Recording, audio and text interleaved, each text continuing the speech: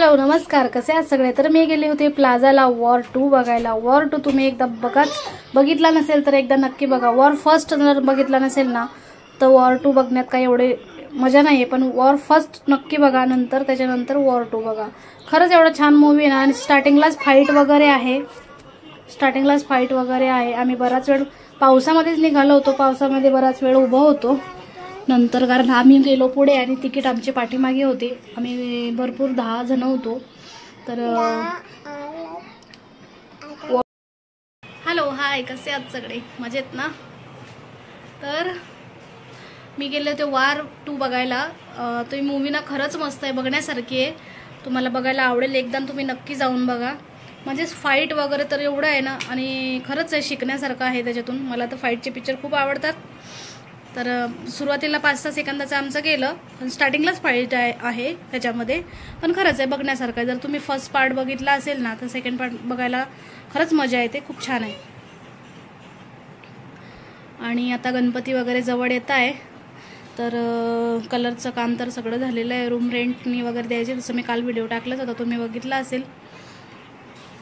तर त्याचं रेंट असेल 8,000 आणि रूम खूप छान आहे, मोठी आहे, कलर वगैरे सगळं एकदम टाकाटाक आहे, पाण्याचं वगैरे काही टेन्शन नाही आहे। पण कसं आहे, फॅमिली थोडीशी कमी पाहिजे, जास्त नाही पाहिजे। म्हणजे 3 ते 4 लोक ठीक आहे, सामान पण जास्त हेवी नको, कारण वरची रूम आहे, माळ्यावरची रूम आहे, सो त्यासाठी, बाकी दुसरं काही नाही। आणि केस ना असे माझे एकदम असे रुखे झालेत, काय लावू काय कळतच नाही मला।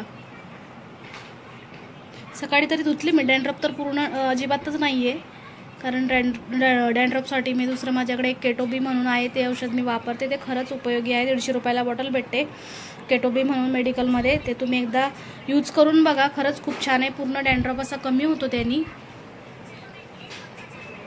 आता मी एका ठिकाणी गेली होती ना, तिथे थोडंसं घरामध्ये त्यांचे वाद चालू होते। एक माझी मैत्रीणच आहे, सांगायचं नाही मला, पण थोडंसं तुम्ही फॅमिली आहात म्हणून शेअर करते। म्हणजे आजकालचे पुरुष कसे आहेत ना, लोकांना वाटतं की बायकांनी ना रेल्वे चालवावी, विमान चालवावं, सगळं करावं, पण घरातली त्यांची सोय पण करून जावी, धुणी भांडी कपडे सगळं आवरून जावं। म्हणजे किती आहे, तुम्हाला पैसा पण पाहिजे, प्लस त्याबरोबर घरातली कामं पण तिने आवरून जावं। किती अपेक्षा करतात, ती कळते का तुमच्याकडून अपेक्षा? नाही ना। असे पुरुष आहेत काय काय जगामध्ये, खूप आहे बाबा। तर तुम्हाला व्हिडिओ आवडला असेल तर लाईक शेअर सबस्क्राईब करायला विसरू नका। आणि आता गणपतीची तयारी कुणाकुणाची झालेली आहे ते मला कमेंटमध्ये सांगा। मला ना हे नाकावर आहे ना, ही मस आहे, ही मला काढायची आहे, पण ही कशी काढू हेच मला कळत नाही। मी खूप ट्राय केलं, काय काय केलं, पण ती जातच नाही, घालवायची मला ती। तुमच्याकडे काय पर्याय असतील तर मला सांगा, मी नक्की करेन।